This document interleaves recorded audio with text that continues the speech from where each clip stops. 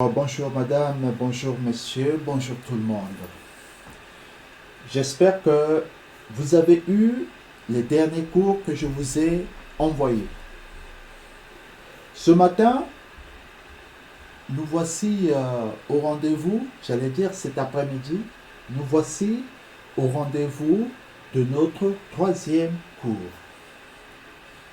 Rappelez-vous, nous avons fait un cours sur le nettoyage et la désinfection. Le nettoyage et la désinfection sont le cœur même de la fonction du gardien. Je ne reviens pas là-dessus, nous aurons l'occasion d'épiloguer sur ce que nous avions déjà dit et poursuivre dans cette voie. Nous avons aussi parlé dans un autre cours des notions du droit, les notions élémentaires du droit. Qu'est-ce que c'est que le droit? Parce que dans votre cœur de métier, il y a aussi le droit. Le droit gouverne tout ce que nous faisons et le métier du gardien n'en est pas du tout exempté. Mais être gardien, bien sûr, il y a le langage des signes. Mais il y a aussi le langage, le verbal, le paraverbal. Ce qu'on appelle la communication. Et aujourd'hui, nous allons faire un cours sur la communication. La communication qui va se scinder en deux. En milieu professionnel, lorsque vous travaillez, bien évidemment, vous échangez dans le cadre de nos activités quotidiennes. Dans le cadre de votre activité quand vous serez gardien d'immeuble, vous allez être en situation de communiquer par écrit et par oral. Mais qu'est-ce que c'est que la communication? Le mot communication est utilisé dans plusieurs acceptions. C'est le fait d'établir une relation avec une ou plusieurs personnes. Quand vous communiquez, vous entrez en relation avec une ou plusieurs personnes. Deux personnes qui sont face à face, qui se regardent.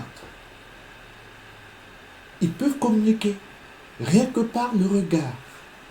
Ils peuvent communiquer par les gestes, mais ils vont aussi communiquer par la parole. Ils peuvent communiquer par écrit.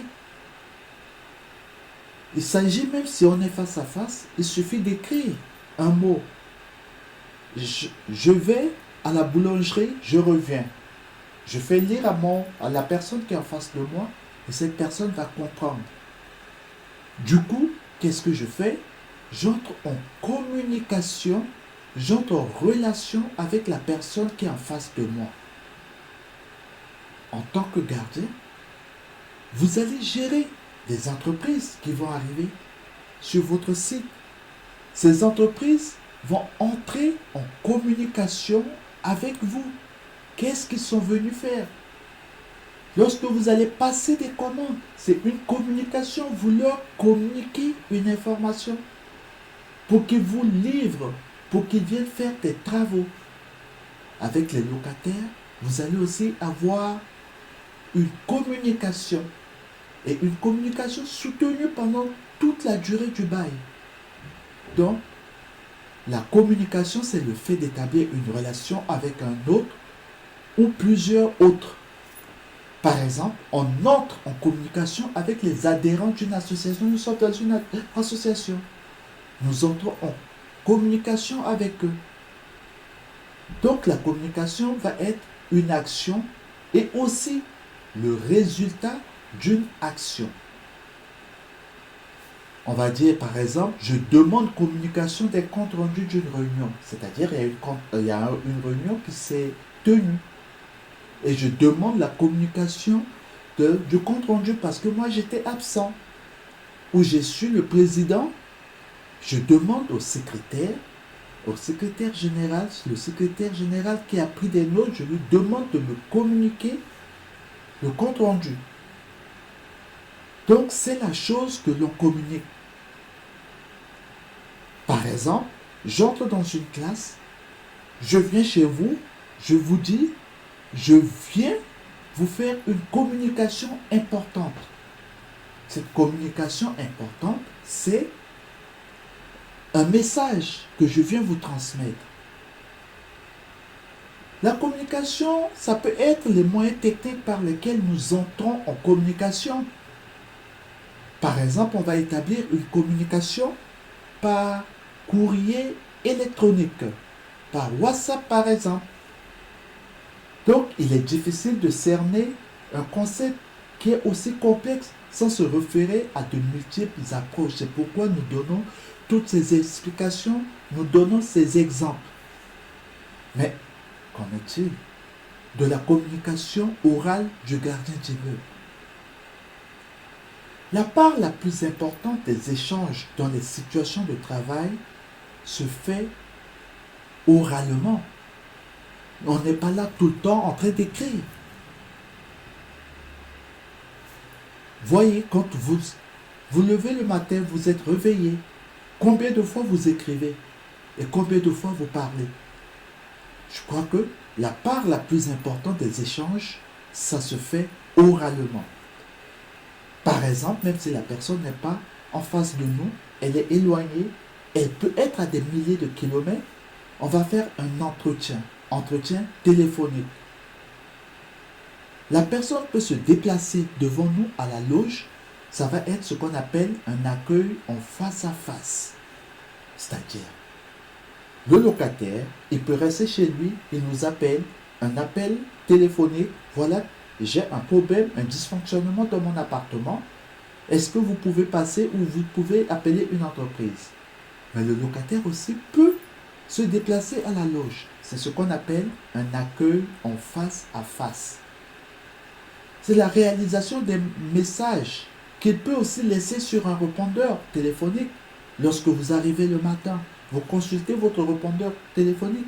Ou lorsque vous êtes occupé, vous êtes dans une cave, dans un endroit où la réception est difficile, il va vous laisser un message audio ou un message WhatsApp.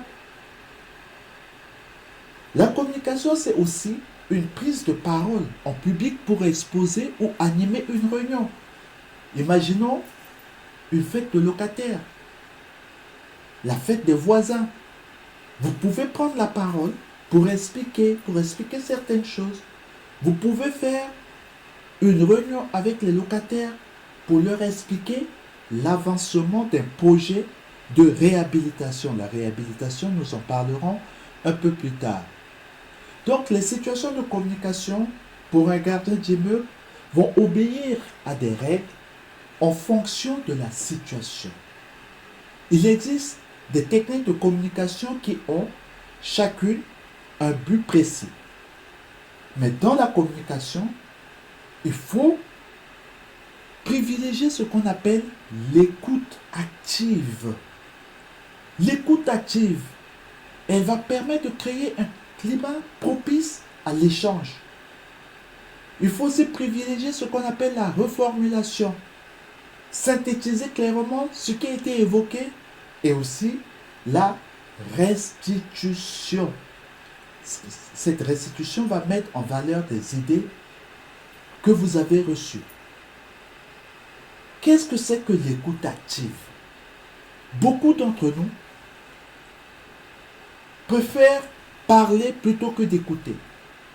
Le locataire, il arrive, il vous explique une situation, mais vous, c'est monsieur, je sais tout, ou madame, je sais tout. Ah, mais voilà, c'est comme ça. Il n'a même pas placé 2 mots, vous en avez placé 10. Il va falloir, dans la communication professionnelle, avoir cette disponibilité de l'écoute active. J'écoute. Pas seulement j'écoute, mais mon écoute doit être active. Je ne peux pas écouter en train de regarder mon téléphone. Je ne peux pas écouter en train de lire un message sur mon ordinateur. Mon attention doit être attirée, doit être dans ce que la personne est en train de me dire pour que je puisse le comprendre. Que je puisse la comprendre, je veux dire. Cela permet de créer un climat propice à l'échange. Vous imaginez une personne qui vous parle, alors que vous regardez votre TikTok sur l'écran de votre téléphone, la personne ne va pas vous prendre au sérieux, elle va dire, ben, il se fout de moi. Le gardien il se fout de moi parce que je parle, il ne m'écoute pas. Vous avez déjà eu cette impression? Lorsque vous parlez à votre enfant, lui il chante ou bien il parle d'autre chose, ben, vous allez peut-être vous énerver et vous allez le rappeler à l'ordre. Je vous parle, je te parle, Damien, je te parle. Parce qu'il ne écoute pas du tout ce que vous lui dites. Dans la fonction de gardien, lorsque vous allez écouter, montrez à la personne que vous êtes avec elle en faisant des reformulations. Ah, vous savez, madame ou monsieur le gardien, chez moi, j'ai une fuite. Mais vous avez une fuite? À quel niveau? Ah, d'accord, vous avez une fuite. Et ça a commencé quand? Oui, depuis hier, ça coule. Et est-ce que ça coule beaucoup? Vous avez dit, c'est vraiment dans votre salle de bain? Ça veut dire que la personne va comprendre que vous l'écoutez, que ce qu'elle dit, vous l'avez bien comprise. Et ça permet un climat qui est propice. C'est ce qu'on appelle la reformulation. Vous allez voir que certaines personnes, lorsque vous venez, vous lui dites, ah ben cette nuit j'ai mal dormi, je n'ai fait que des cauchemars. L'autre qui est en face va lui dire, ah mais moi aussi j'ai mal dormi, j'ai rêvé de ceci, j'ai fait cela, ainsi de suite. Ben non, il n'est pas venu écouter votre problème, il est venu exposer les siens, bien évidemment, c'est la caricature. Vous n'êtes pas là en tant que gardien pour que les gens viennent vous expliquer comment ils ont dormi, comment ils ont tout ce qu'ils ont fait en pleine nuit, ce n'est pas votre problème. Mais on le dit dans le cadre des dysfonctionnements dans leur logement. Donc, la communication se résume vraiment dans une sorte de négociation. La personne vient vous parler, elle négocie avec vous, même si ce n'est vraiment pas une négociation, même si c'est un droit, mais c'est une négociation parce que elle veut que vous compreniez ce qu'elle vient vous dire et vous aussi, que vous lui apportiez une réponse. Savoir négocier, c'est une compétence qui va être essentielle en affaires. En réalité, nous négocions tous les jours sans même nous en rendre compte. Pour plusieurs, le seul fait de penser à devoir négocier va être un véritable stress. Même vous en tant que gardien, lorsque vous partez pour voir un locataire et vous savez que ce locataire il est difficile, vous allez forcément lui dire attention, vous faites trop de bruit, vous mettez votre musique à fond, vous dérangez les voisins, mais vous savez que c'est quelqu'un qui est très difficile avec les voisins et aussi avec vous, c'est quelqu'un qui monte très rapidement dans la confrontation et dans les conflits. Donc, forcément, dans les négociations, il y a un perdant et un gagnant. Et vous devez être en position d'être un gagnant parce que vous êtes le représentant du gardien. Vous êtes comme les forces de l'ordre, les fonctionnaires de police. Et c'est vous qui devez appliquer les règles, le règlement intérieur. La négociation, c'est l'art de trouver une solution qui soit gagnante pour tous. L'art d'explorer deux positions. La position qui peut être la sienne et celle de l'autre dans le but de trouver une entente mutuelle qui soit bénéfique pour tous. Le bénéfice que vous allez tirer de la négociation, c'est quoi?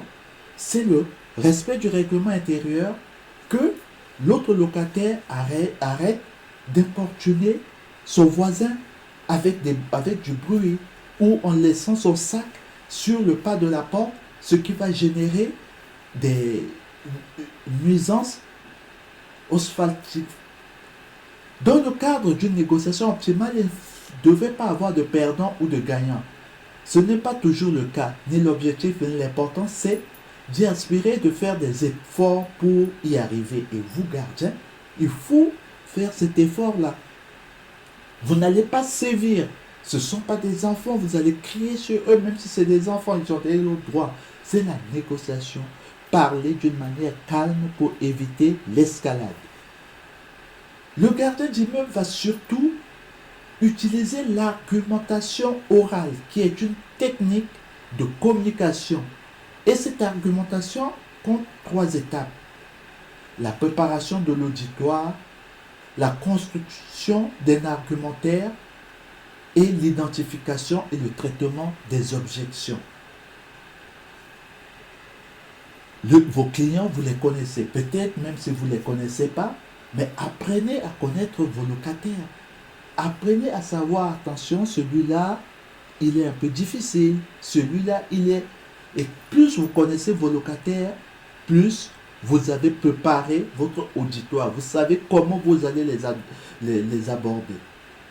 Vous savez construire un argumentaire pour pallier à ce que la personne va dire.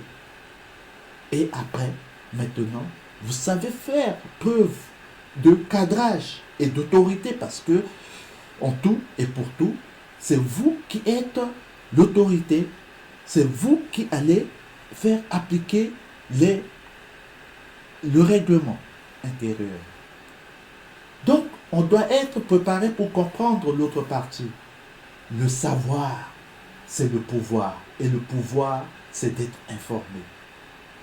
Il est faux que la négociation commence lorsque les 2 parties se rencontrent pour négocier. En réalité, une grande partie se joue avant cette rencontre.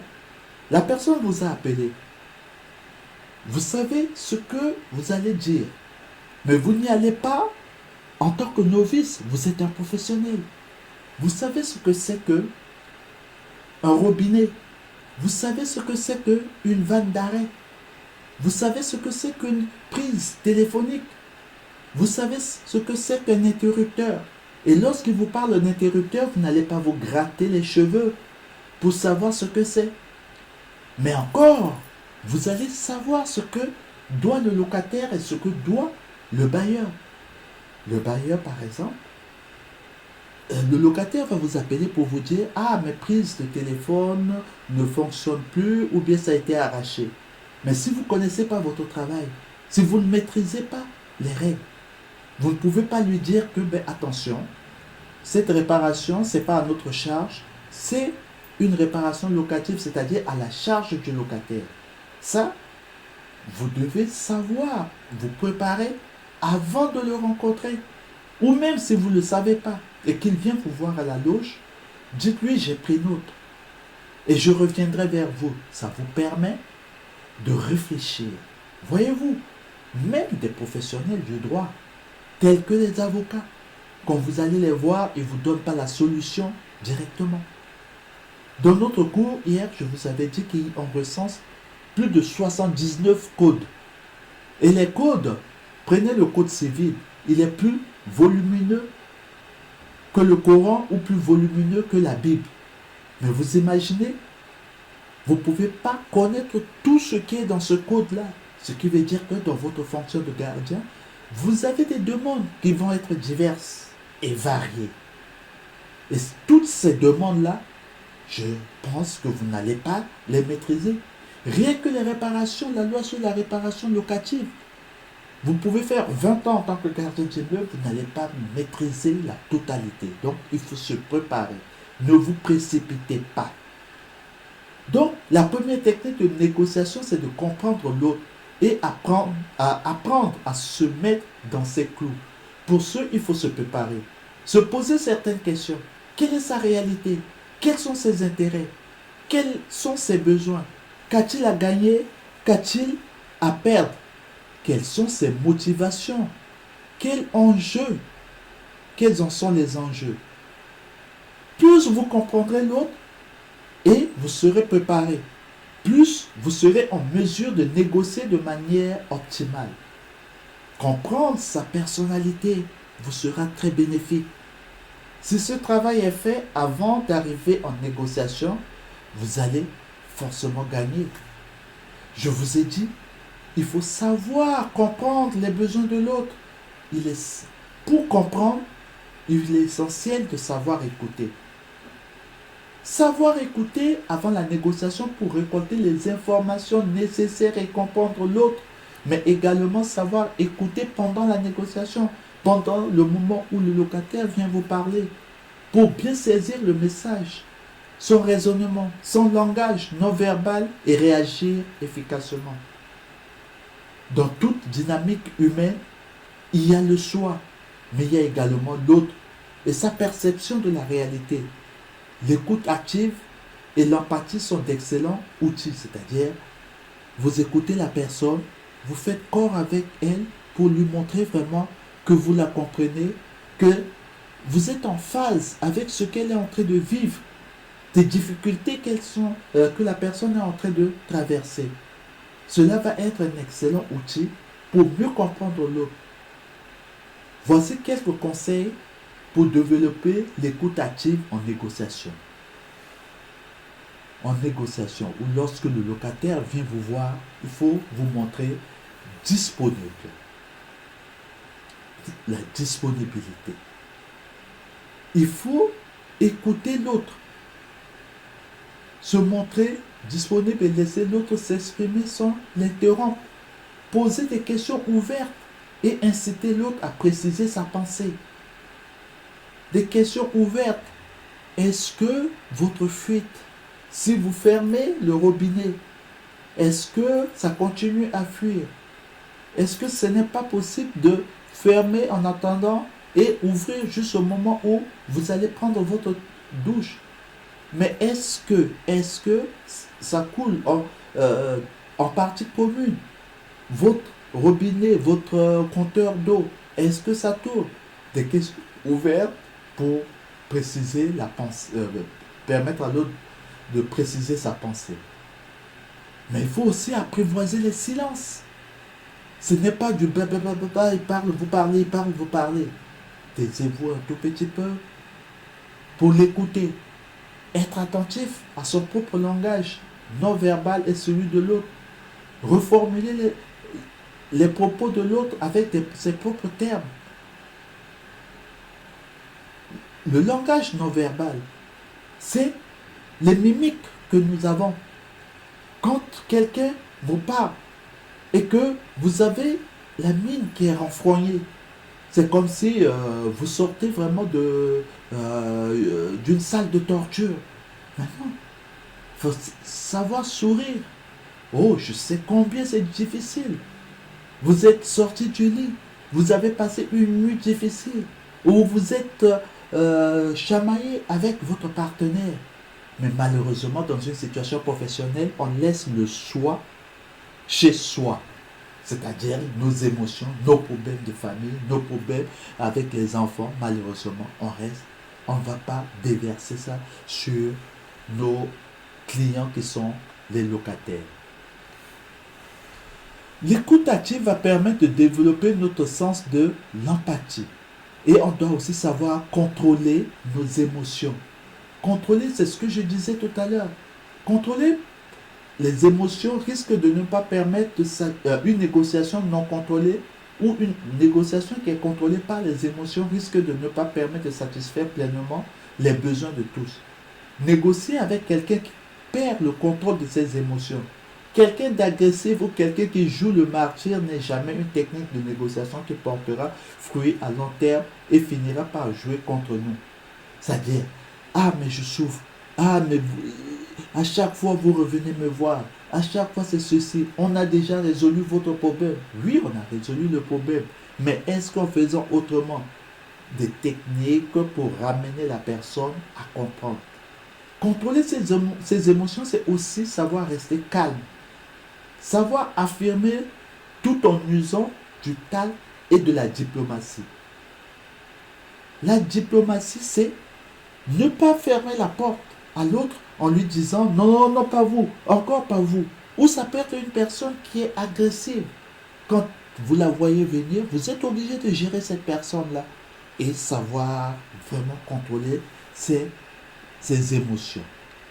Et après, il faut aussi savoir s'exprimer et s'affirmer en fonction d'un objectif.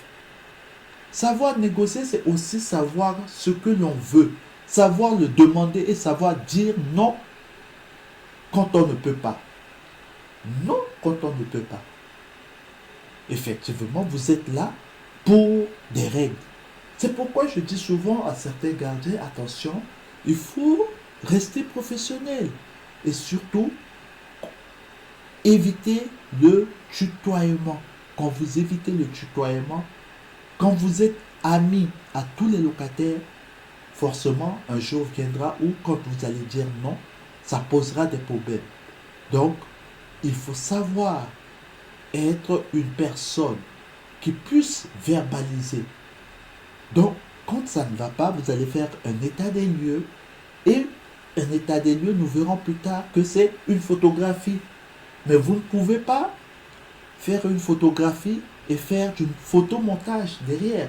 Vous faites cette photographie, bon, on le fait, hein, mais dans le cadre professionnel, lorsque vous faites un état des lieux, c'est un état des lieux. Ce qui est cassé, c'est cassé parce que, comme nous allons le faire, vous allez voir que si vous montez dans l'état des lieux, pour satisfaire un ami, vous allez vite être rattrapé parce que vous allez commander des travaux. Et votre chef va dire, mais comment? Vous avez dit que la peinture, elle est en bon état, mais comment se fait-il que vous demandez à ce qu'on refasse la peinture, alors que vous voyez bien que la peinture n'était pas en bon état, mais comme c'est un ami, vous l'avez aidé. Donc, on doit être animé aussi des désirs de collaboration. Parler avec les locataires, j'ai dit, c'est une négociation. Et c'est forcément deux positions qui vont s'opposer. Les meilleurs négociateurs doivent être animés des désirs de travailler en équipe dans un esprit de collaboration. Si votre seul but en négociation est de gagner au détriment de l'autre, vous allez finir par perdre, c'est inévitable.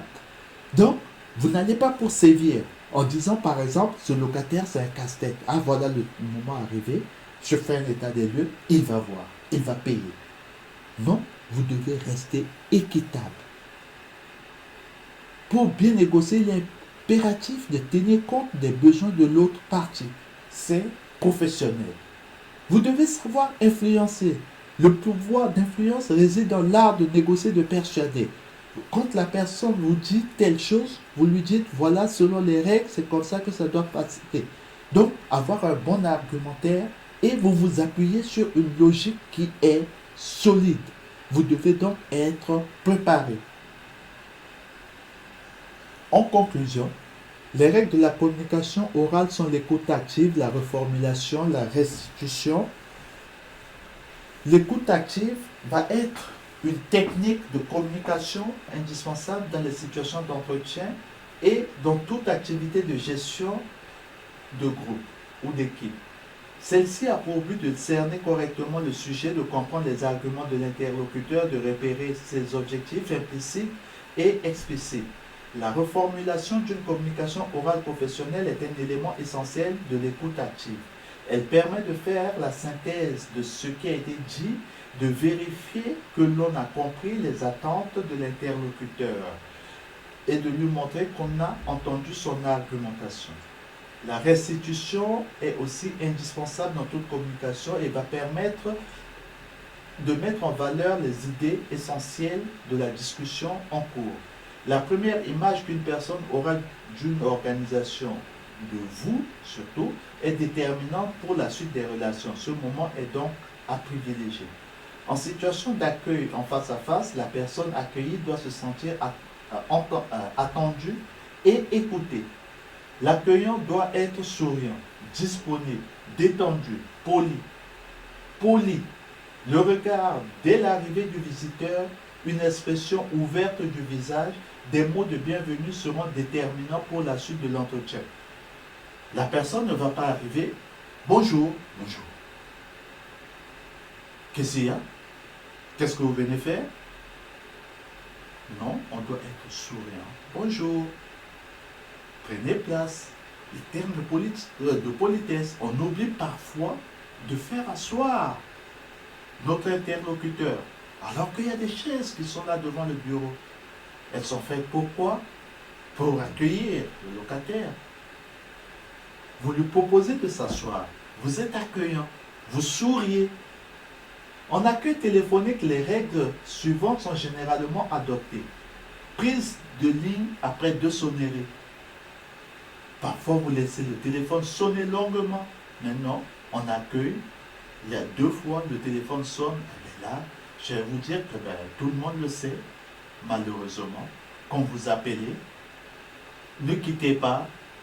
Nos correspondants sont tous occupés. On revient vers vous. Maintenant, pour développer sa clientèle, garder la confiance, il faut répondre au téléphone et très rapidement lorsque le téléphone sonne. Le salut, quand vous prenez le téléphone, saluez, ne dites pas allô. Immobilière 3F, bonjour. ICF, bonjour. En quoi puis-je vous être utile? On salue le correspondant et on rappelle le nom de la société. Après, lorsque la communication est terminée, en conclusion de l'entretien ou en face à face, il y a une formule de politesse et d'accompagnement. Merci monsieur, on reviendra vers vous. Très bonne journée. Passez une merveilleuse journée. Malheureusement, on est obligé de le faire et c'est une communication professionnelle. Ce n'est pas notre téléphone privé où on peut s'énerver, où on peut faire ce qu'on veut. On garde la formule de politesse, même si c'est une personne qui nous fait, entre guillemets, j'aime pas ce mot, qui nous fait chier, mais on est obligé d'être poli avec cette personne. Ce sont les règles de la communication professionnelle. J'espère que vous allez en faire bon usage. Je vous ai envoyé les cours et à très bientôt. Merci, au revoir.